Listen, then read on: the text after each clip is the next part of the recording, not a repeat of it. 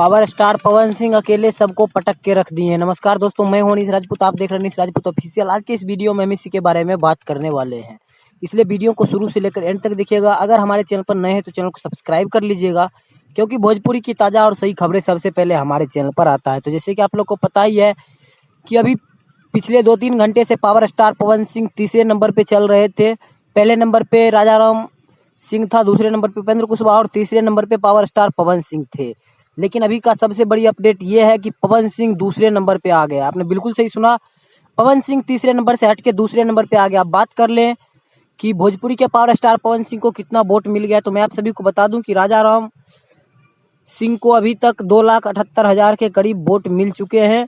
और मैं आप सभी को बता दूं कि पावर स्टार पवन सिंह को 2,02,000 के करीब वोट मिल चुके हैं, जो कि आप लोग स्क्रीन पर देख सकते हैं। और बात करें उपेंद्र कुशवाहा का, तो उपेंद्र कुशवाहा को अभी 1,96,000 के करीब वोट मिले हैं। और कहीं ना कहीं ये एक बहुत अच्छे प्रदर्शन किए हैं पवन सिंह ने इस बीच में। और अभी 5-6 ईवीएम मशीन का काउंटिंग होना बाकी है, और इन 5-6 मशीनों में पवन सिंह का ज़्यादा वोट है।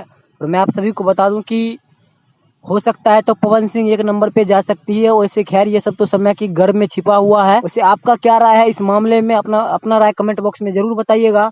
और मैं आप सभी को बता दूं कि अगर आप लोग को नहीं पता है तो मैं आप सभी को बता दूं कि आजमगढ़ से निरहुआ हार चुके हैं, और दिल्ली के सांसद जो थे मनोज तिवारी वो जीत चुके हैं, और रवि किशन भी जीत चुके हैं गोरखपुर से। तो ये था अभी का सबसे बड़ा अपडेट। ये अपडेट आप लोग को कैसा लगा हमें कमेंट बॉक्स में जरूर बताइएगा। और ये भी जरूर बताइएगा और एक और बात कि अभी 2-3 ईवीएम मशीन में खराबी आ गई है, जिसकी वजह से अभी उसका काउंटिंग नहीं हुआ है।